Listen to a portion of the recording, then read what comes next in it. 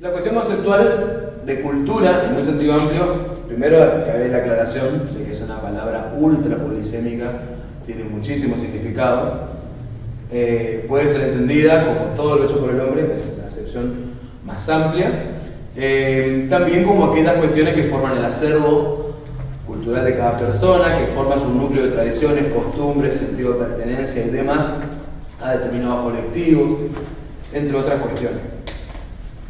El concepto que plantea la contracultura es justamente, más allá de la metodología de que es algo antagónico, pero se plantea como una dialéctica, como una lucha sobre la cultura dominante. Esta cultura dominante que la contracultura supone que cada vez el colectivo se va ampliando. Así vamos a encontrar un movimiento contracultural que se empieza a desarrollar ya desde el Renacimiento.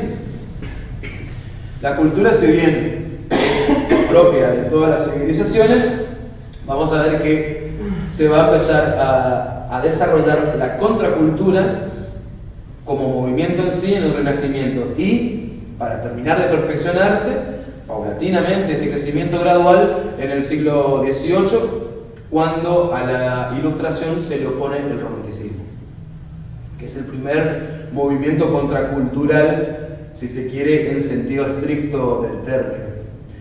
Como rebelión o lucha ante la cultura dominante podemos hablar desde la rebelión del pueblo hebreo contra el faraón hasta cualquier rebelión de esclavos, pero más que nada no bregaba por un divorcio cultural de la cultura dominante, sino que bregaba por libertades, bregaba por el reconocimiento de ciertos derechos que no trastornaban en cuestiones culturales.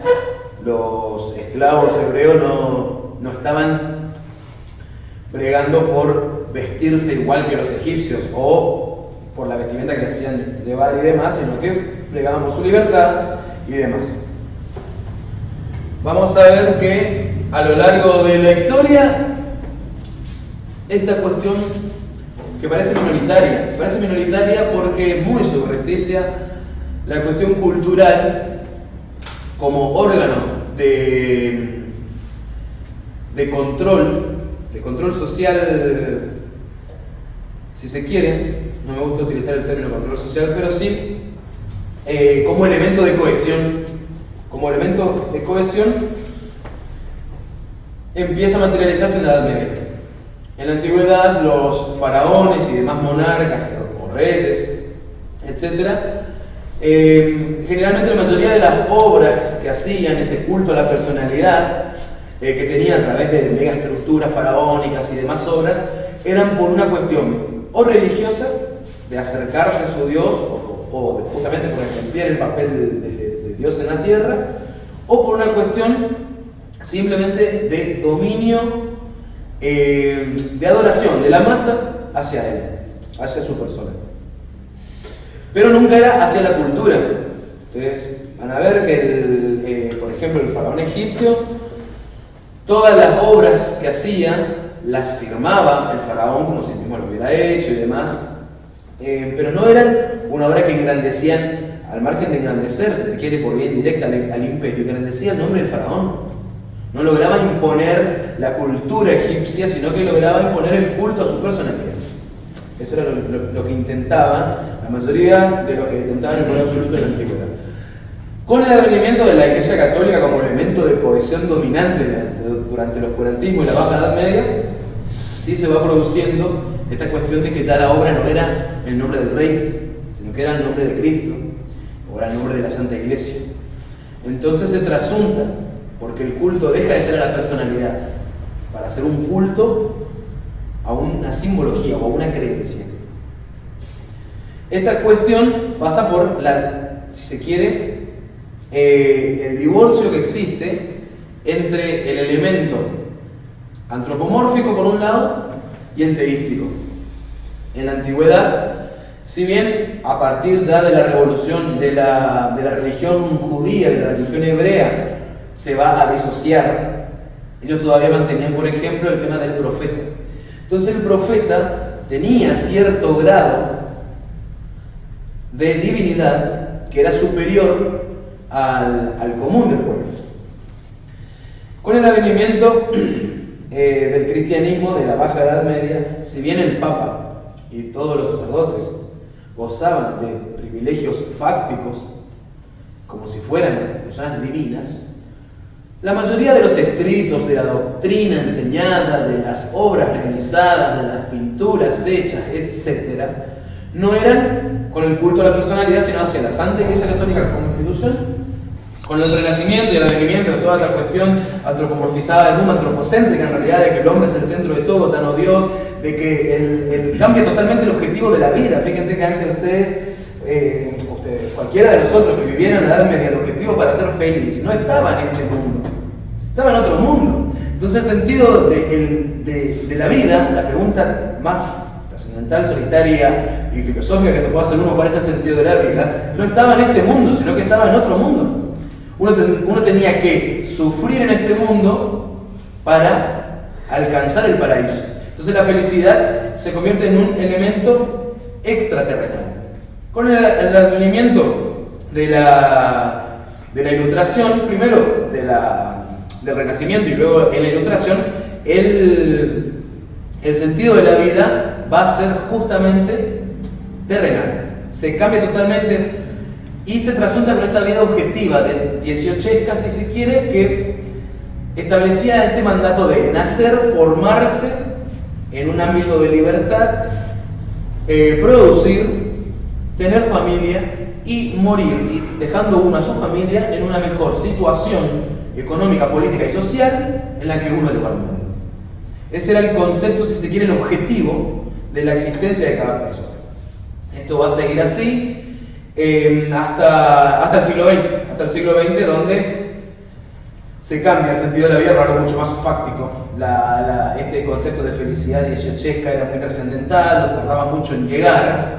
Entonces, de repente la felicidad se empieza a adaptar a pequeñas cuestiones más de consumo, más de ostentación, si se quiere. Yo trabajo para comprarme esto para ser feliz ahora. Entonces la felicidad adquiere un sentido mucho más inmediato. Mucho más inmediato.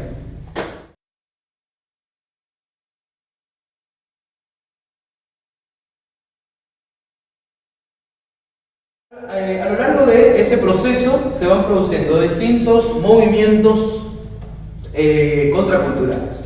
Como dijimos, a la Ilustración se le va a poner el romanticismo. ¿Por qué se le va a poner el romanticismo? Porque la Ilustración, a través de esta cuestión del raciocinio y de todo lo racional, dejaba fuera muchísimas cuestiones que tienen que ver con lo sentimental, con una interpretación religiosa, con una interpretación filosófica, ética o moral de la vida, con una interpretación que tiene que ver con el conjunto de cómo uno se ve más allá de la norma, más allá de su esencia como humano. Entonces vemos que la Ilustración dejaba fuera todo eso. Descartes decía pienso luego existo. Entonces aquella persona que únicamente trasunta a lo largo de la vida como un consumidor consuetudinario de oxígeno no merece ni siquiera llamarse humano porque no piensa. Entonces este elemento humano, parafraseando en realidad a Simón de Beauvoir, para los dieciochescos no se hacía, sino que se llegaba a ser. Esta cuestión va trasuntando, por eso se le opone el romanticismo, primero como un elemento contracultural, no político. Totalmente contracultural a través de la pintura, a través de la poesía, a través del teatro, y aborreciendo todo lo que establecía la Ilustración. Como una negación, si se quiere, nietzscheana de todo lo que ofrecía la Ilustración como elemento de mejoración. Esto lo vemos en la obra por antonomasia de este periodo, es la Bohème de Pucciarelli o Pucarelli, y se va trasuntando a través de otros elementos en la poesía y demás. Entonces todo este periodo va a estar marcado, el romanticismo, por la negación de los valores culturales que establecía la Ilustración. A lo largo del siglo XX se van produciendo distintos movimientos culturales que ninguno alcanza el estatus de revolución cultural. Ninguno alcanza el estatus de revolución cultural porque la revolución trae un quiebre, la revolución trae un nuevo estado de cosas y trae una reformulación de conceptos básicos. Se hizo movimiento porque la sociedad va avanzando gradualmente. A diferencia de la Revolución Francesa, de la Revolución Americana, de la Revolución Soviética, la Revolución Rusa, de cualquier revolución política que significaba la abolición total del Estado monárquico absolutista, en el caso de la Revolución Francesa, del Estado colonial, en el caso de la Revolución Americana, del Estado zarista, en el caso de la Revolución Rusa, era una abolición total y la creación de algo totalmente nuevo. Los franceses crean la república, los americanos crean el federalismo, los bolcheviques crean el comunismo fáctico y demás. Como esta reformulación nunca se llega a materializar en los distintos movimientos contraculturales, hay una serie, si se quiere, progresiva, donde se va mutando del romanticismo, que se trasunta ese romanticismo que no tiene nada que ver con el movimiento que le sigue, que es el de la Belle Époque. No tiene nada que ver porque el movimiento de la Belle Époque, que es un movimiento que se trasunta en la pintura, en la música y en la arquitectura sobre todo, viene de las clases altas. Proviene de las clases altas y proviene de la bonanza de la Cuarta República, de la Cuarta República Francesa, que va a ser la que construye la Torre Eiffel de París, va a ser la que estatúe todo este movimiento de la Belle Époque y demás. En esa bonanza económica francesa surgen, se ponen de moda, si se quiere, ciertos arquitectos renombrados que venían de familias aristocráticas, que venían de una formación inglesa o alemana, se desdeñaba lo autóctono, siempre parecía mejor lo de afuera, lo importado, y entonces se produce todo este movimiento.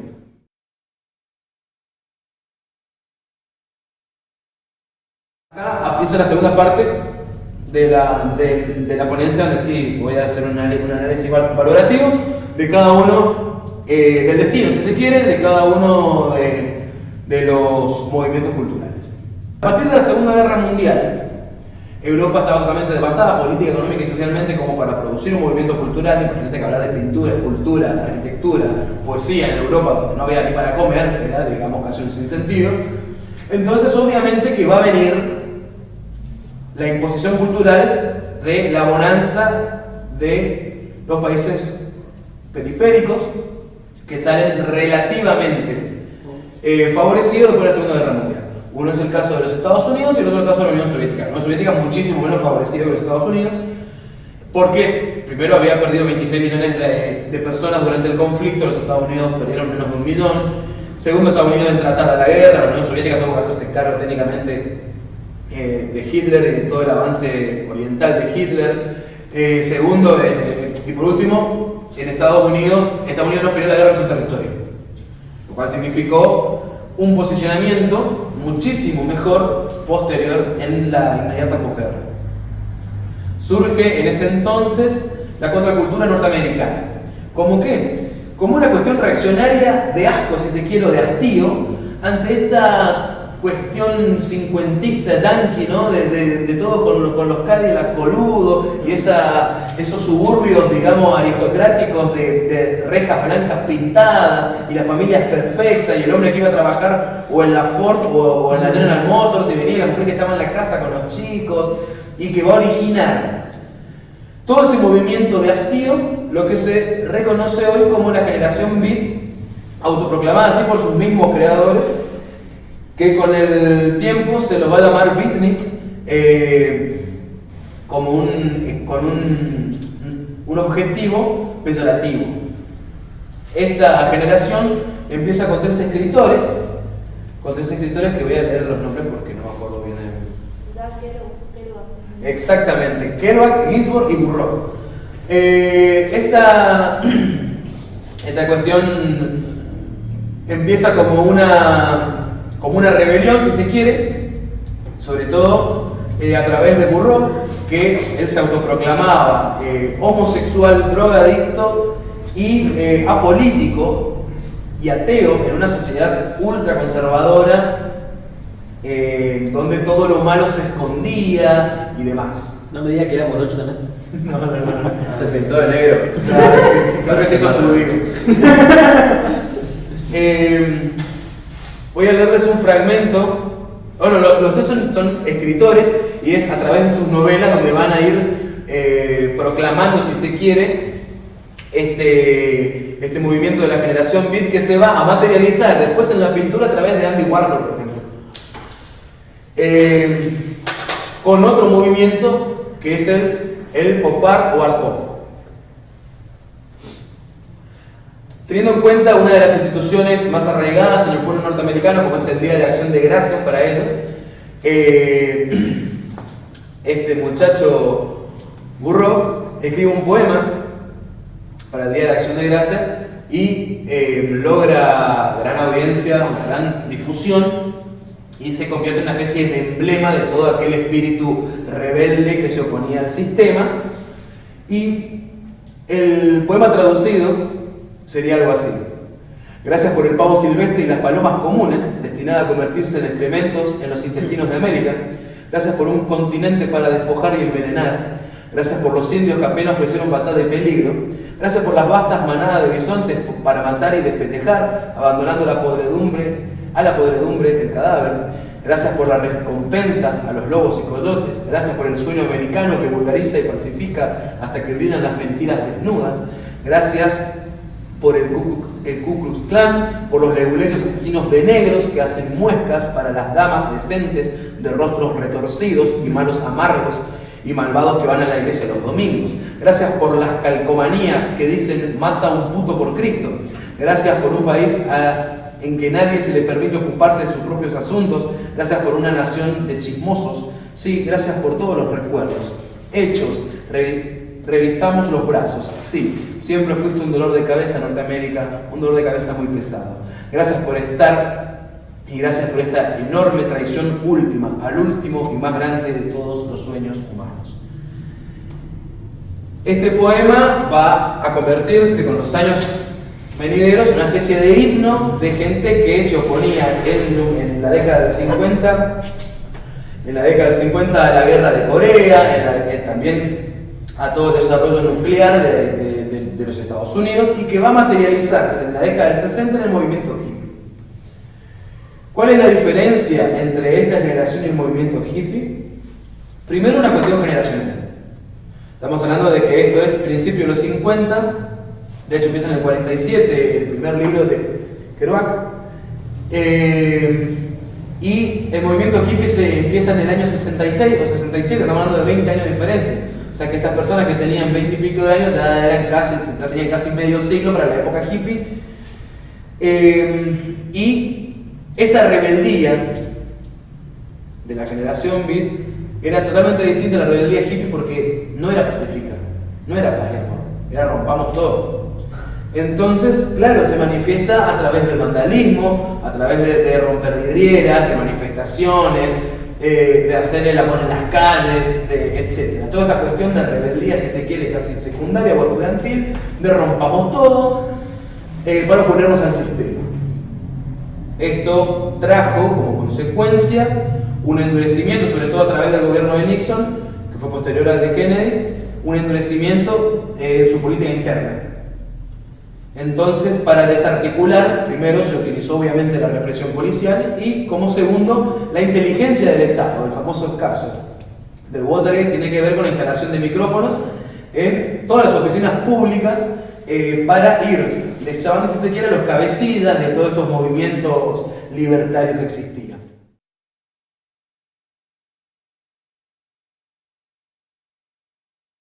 Respecto al feminismo, decía que termina en esta tercera ola, que la tercera ola del feminismo, primero, se mezcla con el movimiento de la homosexualidad y segundo, se mezcla con otro movimiento que es el tema de la anarquía y se crea lo que se conoce como el anarcofeminismo, o sea, la teoría más radical, donde literalmente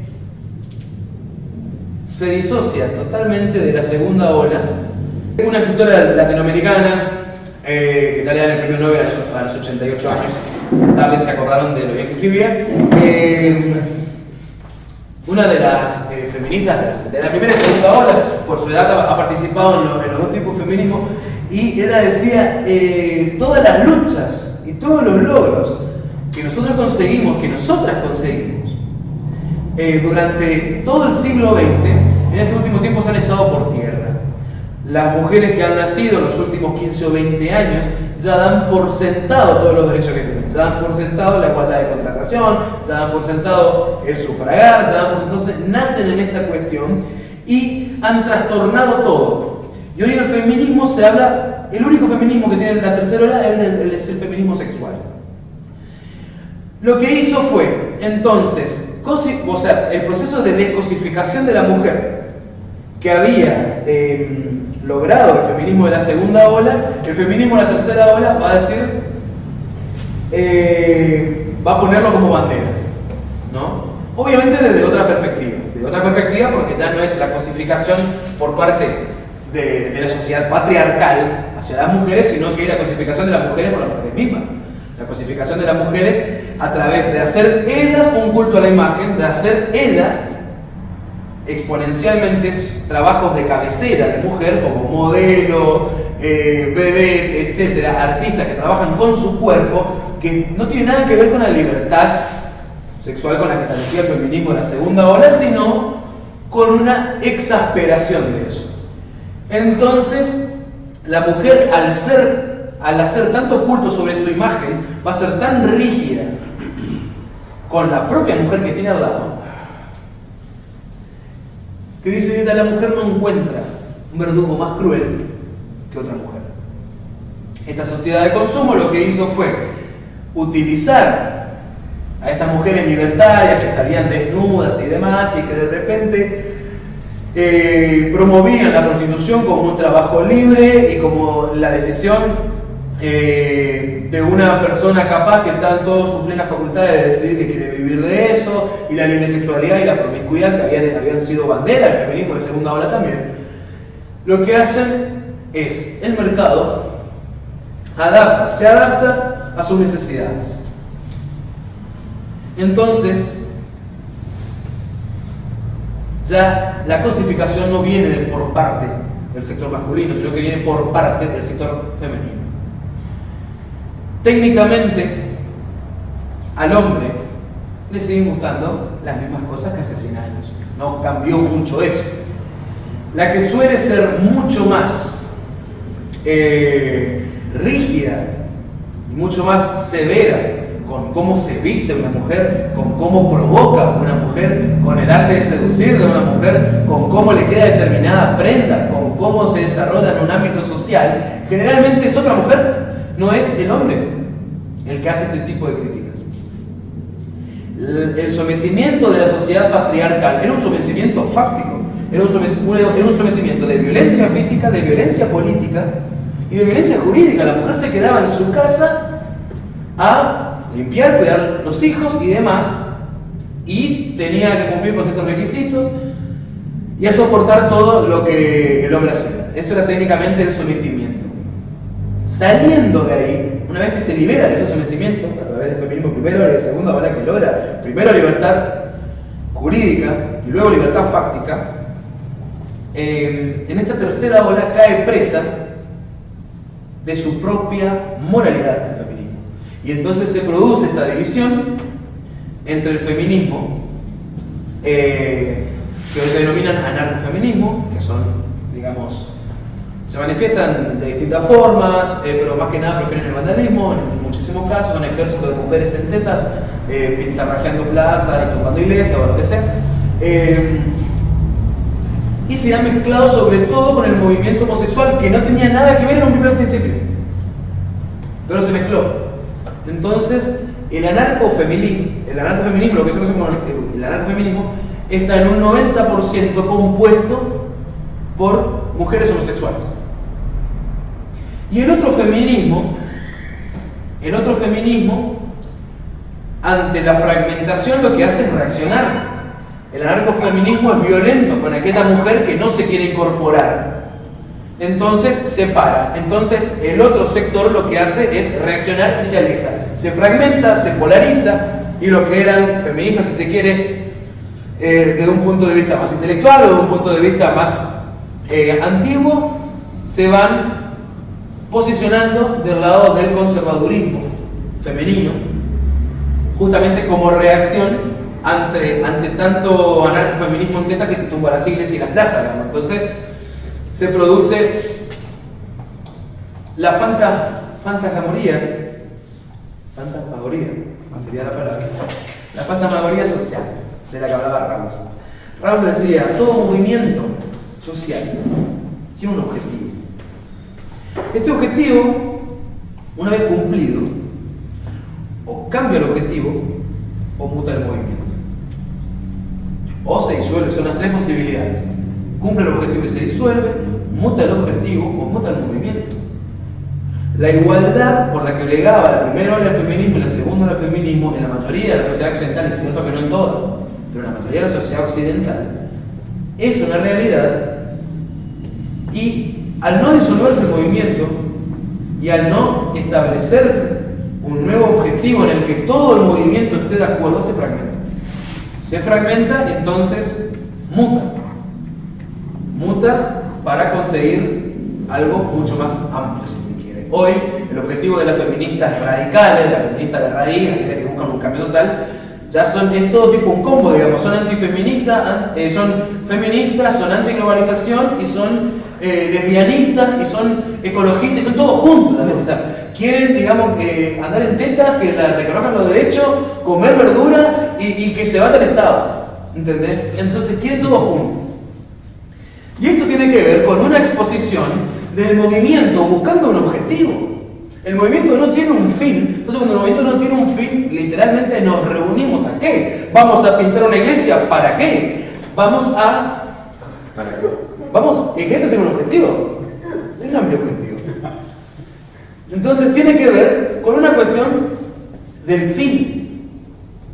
Porque en el momento donde vos no sabés para qué estás andando en tetas con 15 grados, o para qué estás rompiendo una escultura en una plaza que hoy tiene 100 años, y decir, ¿con qué necesidad? Digamos, o sea, de última ponele que el loco fue un facho, digamos, o un misógino de la estatua, pero vamos a romper algo, digamos, o una escultura que por ahí es peor que el escombro.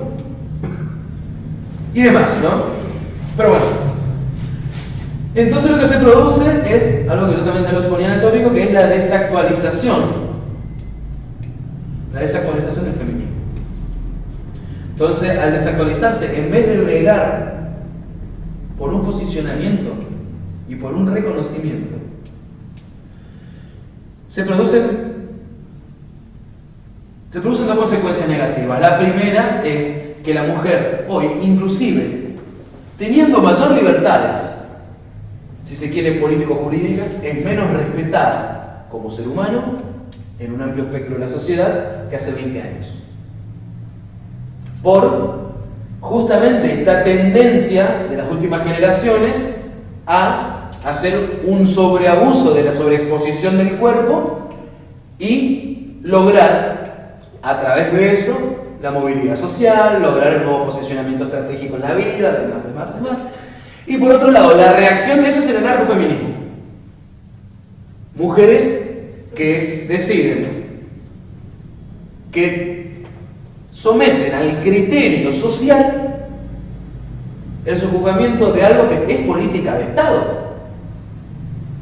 Pero el reclamo no es ante el Estado únicamente, el reclamo del feminismo anárquico es ante la sociedad. Cuando vos decidís que vas a entrar en teta en una iglesia o en una escuela, es ante la sociedad el reclamo, no es ante el Estado. Entonces, cuando se produce esta cuestión contracultural, y ahí es donde entra la contracultura, de la rebelión hacia instituciones. ¿Hacia qué instituciones? Hacia instituciones religiosas, hacia instituciones sociales, como la familia, hacia las instituciones, toda esa caterva de mecanismos de control social que nosotros solemos llamar,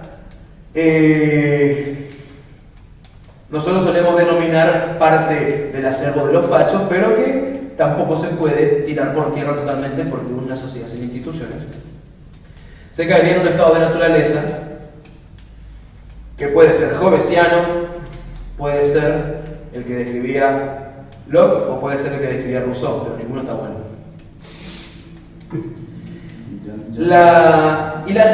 Estas son las cosas que después quiero abordar, el tema de las instituciones, que las instituciones tienen que ver, bueno, pero eso cuando estamos con el comunismo. Vamos primero con el tema del ecologismo ahora. El tema del ecologismo y el ambientalismo. La ecología como ciencia es el estudio del desarrollo humano en una relación de armonía económica con los recursos. Cuando hoy se habla de la economía sustentable, eso es el nacimiento de la ecología. El nacimiento de la ecología está por 1800. Literalmente es de qué manera la sociedad o una sociedad puede estar determinada cantidad de tiempo en este mismo entorno, utilizándolo, estableciendo un equilibrio sin que tengamos que huir después a otro entorno a saciarnos. Esto se va deformando y se cae en el ambientalismo. Y esto yo le agregaría una subdivisión que son las más radicales, que son aquellas ya que posicionan igualdad del hombre con el animal, aquellas que posicionan el veganismo a ultranza, aquellas que posicionan cuestiones como que es mala la leche y otras cuestiones que tienen que ver por no utilizar a los animales. Vamos a ver que el ambientalismo va mutando a lo largo del siglo XX. A lo largo del siglo XX este ambientalismo, que en un primero era activismo ecológico, se va a convertir en un activismo ambiental. El activismo ecológico pues ya no tiene a la ecología como ciencia de base, sino que tiene una cuestión del ambientalismo per se.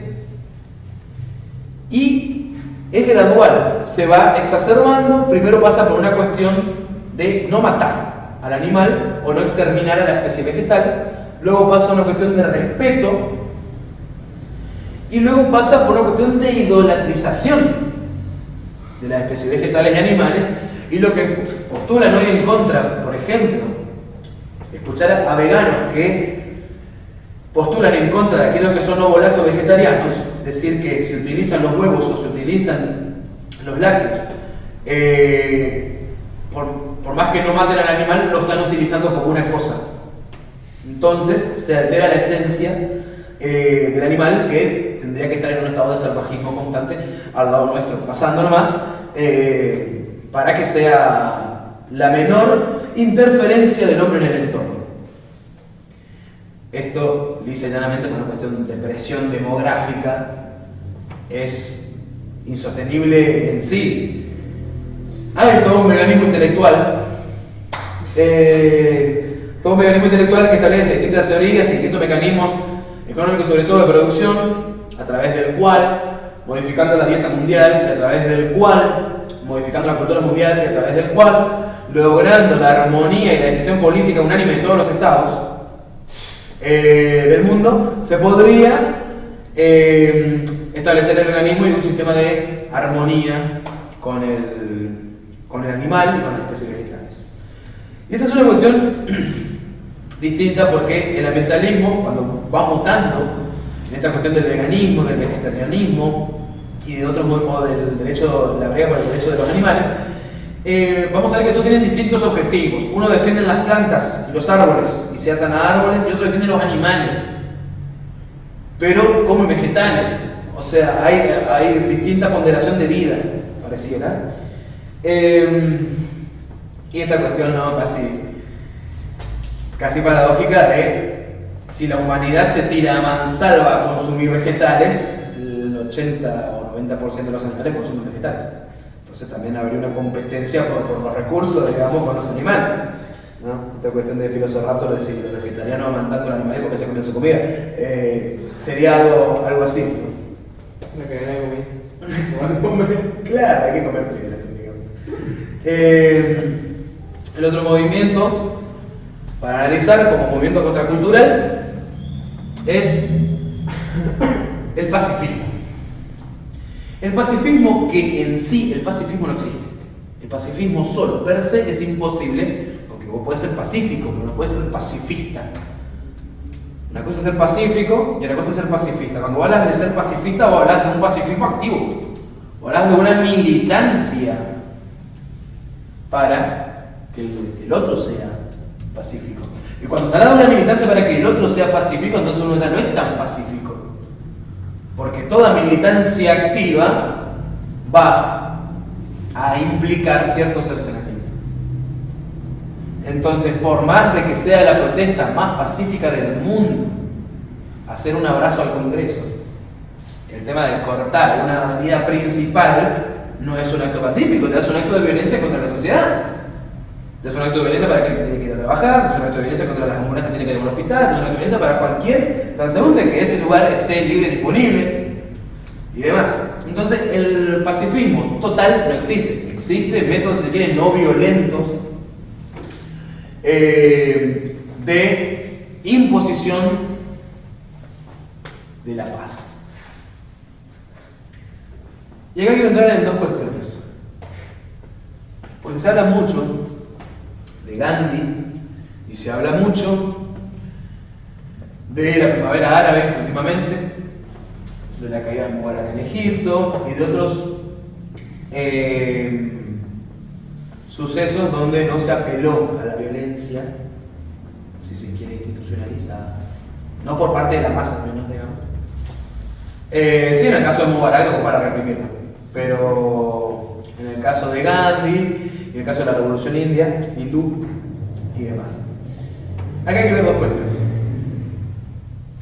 Todos los métodos no violentos incluyen boicot económico, incluyen simbología, incluyen paros generales, o sea, paralizar la economía del país, paralizar las instituciones políticas, grandes ausentismo a todos los puestos de trabajo,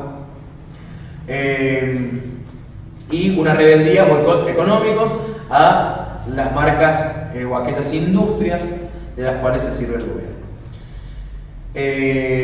Si se quiere, son métodos no violentos contra la humanidad, contra el cuerpo, si se quiere. No hay derramamiento de sangre. No hay derramamiento de sangre, pero son métodos violentos.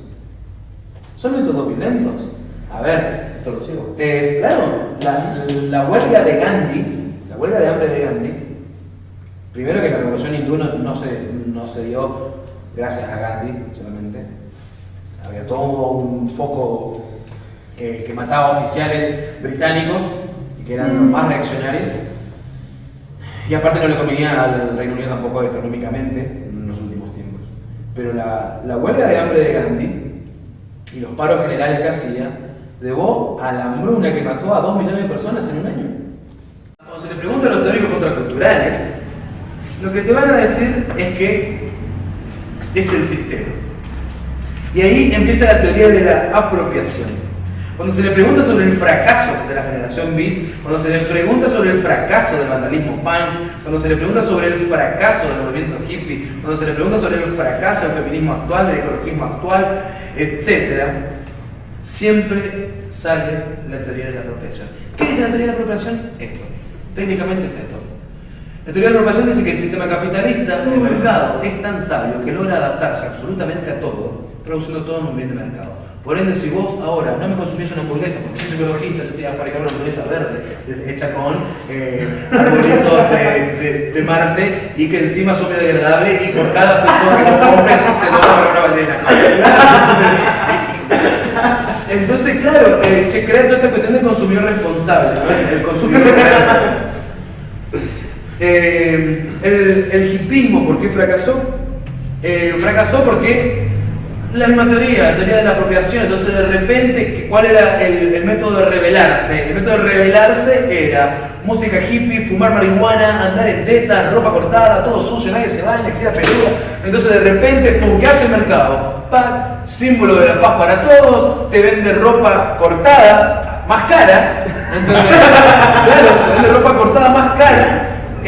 Ropa rota, más cara, te vende porno hippie, te vende todo un mercado hippie. Vos te vas a ir, qué sé yo, cualquier tienda de ropa, cualquier mina puede ir. Claro, anda a ver un poderón ahí, no sé, en Guanama, Manama, no sé cómo mierda se llama, boludo. El poderón te sale que 600 700 mangos, 800 mangos, una mierda, boludo.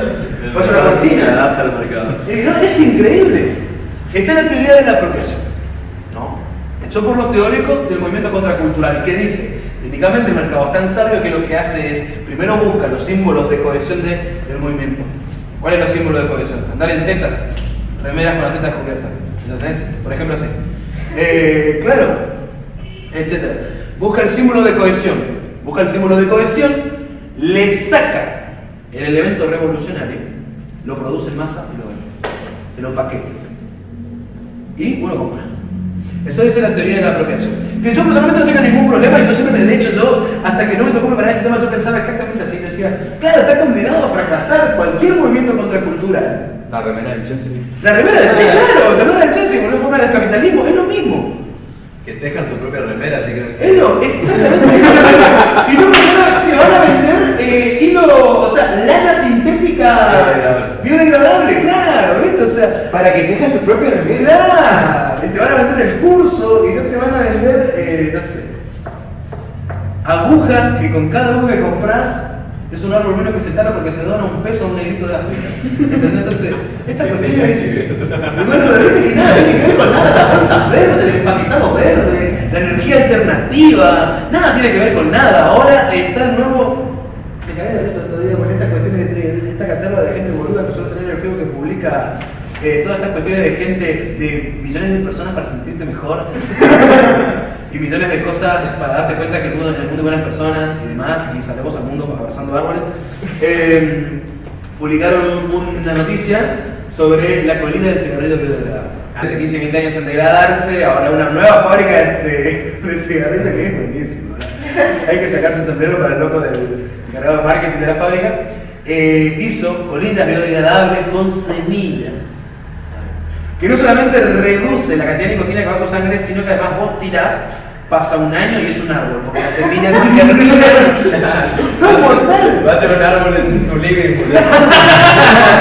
Literalmente es fumar a la tierra, o sea, es algo así, ¿viste? Es increíble.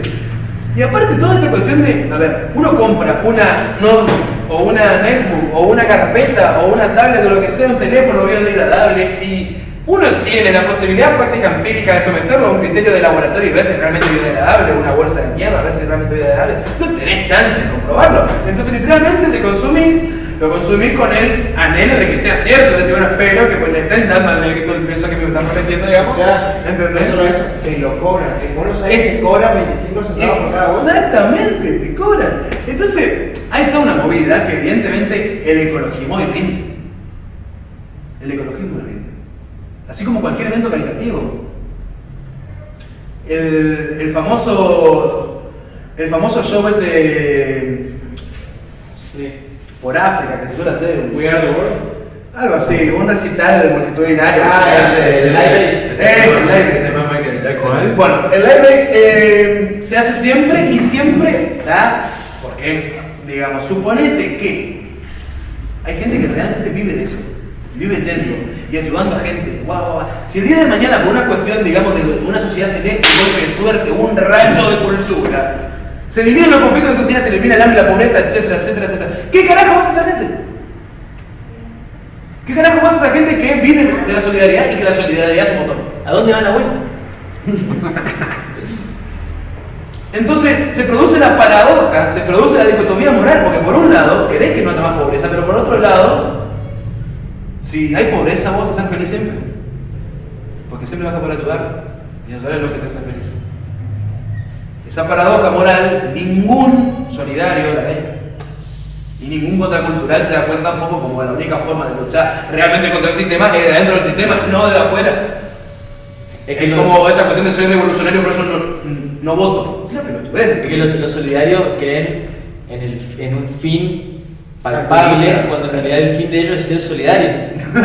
Exactamente, porque es lo que hablamos, no sé, con que estoy haciendo una analogía con lo de los fines. Las metas que uno se pone, viste, que cuando vos te pones una meta objetiva, sí. Cuando vos te pones, bueno, en este caso lo mismo, el solidario, como vos decís, no es para en el sentido de que se no elimine la pobreza, sino en el sentido de ser solidario. Exactamente. El fin es ser solidario, no que se elimine la pobreza. Entonces, si se elimina la pobreza, ese tipo está condenado al suicidio.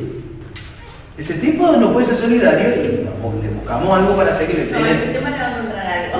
Claro, el sistema le va a vender un pasaje de gas solidario aparte. La teoría de la apropiación, que parece hasta acá tan cierta, y de la cual yo era un ferviente defensor. Hasta ayer. La cuestión es que, bueno, el problema, yo no había visto, claro, algo que tiene que ver con la estructura lógica.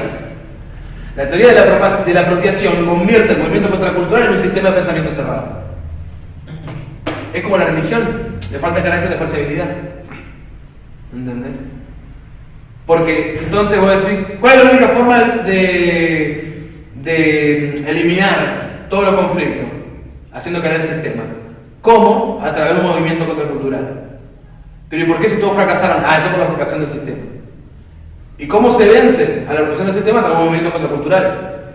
Pero ¿y cómo si lo fracasaron? Es por la apropiación. O sea, es circular el pensamiento, no hay forma de salir. Entonces, lo cual te lleva a pensar que si el sistema es infinitamente adaptable, la razón no está en el movimiento contracultural. Y el movimiento contracultural, ¿por qué es tan popular? ¿Por qué es tan popular el movimiento de los indignados, el movimiento antiglobalización, el movimiento del ecologismo? Es increíble a ver, hace 20 años yo subía una foto de una tala de árboles y decía, con los pibes del sindicato de maderero el fin de semana. ¿No? No, hoy te linchan. Y no pasaba nada. No pasaba nada en la ciudad. La casa, yo me voy a ir a casar el fin de semana. Lo podía hacer. Exactamente, vos lo decías hace 20 años, no pasaba nada. Hoy te linchan. Uno termina siendo casi ecologista, pero por cagazo, boludo. O sea, decir, claro, si yo llego a no ser ecologista, me fajan un tiro, el hijo de puta. Primero eso. Segundo, esta cuestión, pero ¿por qué es tan mayoritaria? ¿Está en el alma del ser humano ser ecologista? ¿Es una cuestión racional? Pues bueno, cualquier persona que se aprecie del uso de razón será ecologista. Yo creo que va más allá, porque de hecho uno puede ser racional, qué sé yo. Pero si te gusta ir de casa, vas a seguir yendo de casa. Si te gusta comer carne, y si te gusta talar árboles, talar. ¿Qué pasa? ¿Por qué son tan populares esto? No es que a la mayoría nos disguste talar árboles, yo creo que a nadie le gusta talar un árbol. A los que les gusta talar, les gusta la plata que les dejan cuando venden el árbol, digamos, pero les gusta, es un chotazo, tardás, es un quilombo, etc. Entonces, yo creo que se produce esto, todo lo que genera. Si yo me voy a enseñar derecho constitucional a una comunidad aborígena en el Amazonas, yo no voy por la comodidad, no voy por los negritos, no voy por los indecitos, ni voy por el derecho. Yo voy por lo que se genera. Yo voy porque voy a conocer gente de otros países, yo voy porque voy a estar, etcétera, paga la guitarra, vamos más fácil, vamos acá, vamos así, qué sé yo, vamos a hacer cosas re locas. El movimiento contracultural siempre significó eso, es una rebeldía infantil que proclama su derecho a divertirse, a ver, romper vidrieras. ¿En qué puede llegar a cambiar la situación? Entrar en teta a una misa no cambia en nada la situación. Son provocadores. Son provocadores, es más, yo creo que inclusive socavan a los mismos movimientos. Cuando Willy decía, maldito escoceses arruinaron Escocia, es lo mismo, maldito feminista arruinaron el feminismo, es lo mismo. Es exactamente lo mismo, chicos. Por eso yo ponía en el tópico como efecto ralentizador de cambio. El feminismo cuando nace encontró 1.000 millones de veces menos resistencia que la que encuentra hoy. Entonces, el ecologismo le atribuye la contaminación al sistema capitalista. El movimiento antiglobalización le atribuye la estandarización y la homogeneización al sistema capitalista. El feminismo le atribuye el fracaso en el desempeño del rol de la mujer en la sociedad al sistema capitalista.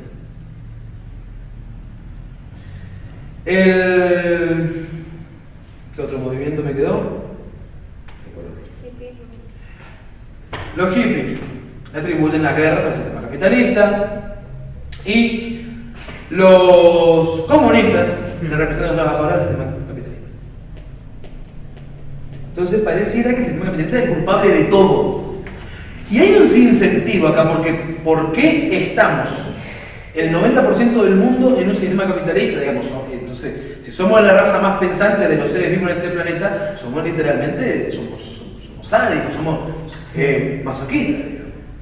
Nos autoflagelamos. Exactamente, es pegarse con el látigo constantemente, políticamente. Y ahí es donde entra primero la teoría del velo, que si no, es porque no lo vemos nomás. Es porque estamos anestesiados por el consumo. Y la segunda teoría, que lo vuelve un pensamiento cerrado, que es la de la apropiación. Son dos teorías que, si uno se pone a ver,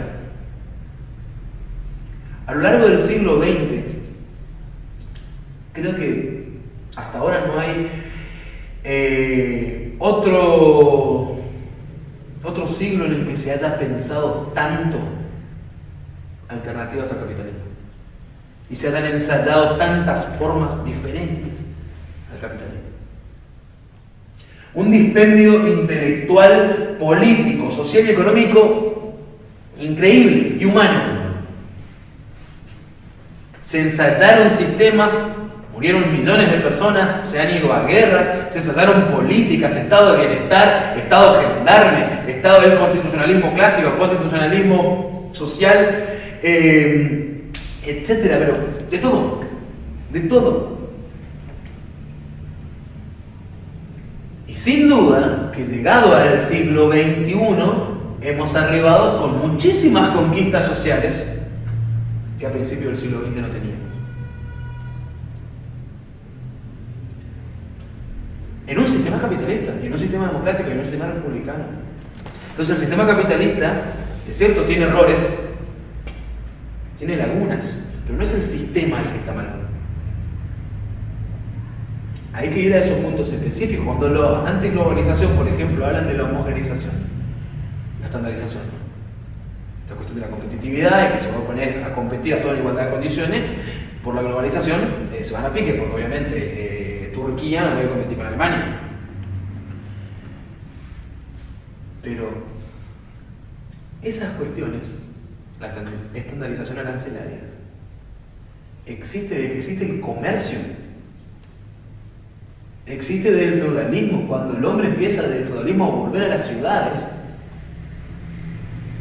Ya se cobraban aranceles aduaneros y después se estandarizaron. Entonces no es algo inherente al sistema capitalista. La contaminación, inclusive funciona a la inversa. ¿Por qué funciona a la inversa? Porque, fíjense, no hay una política de en serio respecto, por ejemplo, a la contaminación y los gases que producen el efecto invernadero. ¿Pero por qué no hay? Porque ninguna empresa piensa invertir mucha plata en algo que le atañe a toda la humanidad, sin saber si los otros van a hacer lo mismo, si las otras empresas también van a ser obligadas. Entonces, la única forma en esos casos no es abolir la empresa. En esos casos, por ejemplo, en este libro hay otro libro que se llama Alternativa al Capitalismo, donde establece, es un cronograma, un programa, es el libro más moderno así, pero es un cronograma programático, yo leí solamente del ecologismo. Un mamotético programático, de hecho comparado cómo fueron salvando algunas cuestiones en los distintos estados. Se habla de, en el tema del ecologismo, el impuesto verde en Suecia, en Dinamarca, perdón, el 5% de la recaudación tributaria se da por el impuesto verde y hay exenciones tributarias para las empresas que no contaminen y demás. O sea, hay toda una cuestión que evidentemente el sistema capitalista sería indicado para resolver. Porque cuando vos hablas de cuestiones tributarias, de empresa y de Estado, es incompatible con una abolición del Estado. Entonces yo creo que el capitalismo, sobre todo el estado de bienestar, ha dado sobradas muestras de que va hacia un progreso. ¿Cuál es el problema con los movimientos contraculturales? Que siempre son muy atractivos y son muy seductores. Porque es mucho más fácil criticar un sistema que a todas luces es imperfecto, o sea, no hay que ser un erudito para darse cuenta de la falencia del sistema. Y reemplazarlo por un sueño romántico, irrealizable, utópico, que está íntimamente relacionado con el estado de naturaleza del hombre. Ser prosocialista o ser antisistema, porque ya ni siquiera estoy hablando del comunismo, porque acá, como digo al final, se produjo una amalgama tal que entonces los antiglobalización son antiglobalización y anticapitalismo, o sea, también son comunistas, y son feministas, y son pro-gay, y son ambientalistas, y son pacifistas al mismo tiempo. Todo junto. Entonces, pareciera que la onda de ser activista, no sé de qué, pero yo me quiero sumar, digamos, está bueno.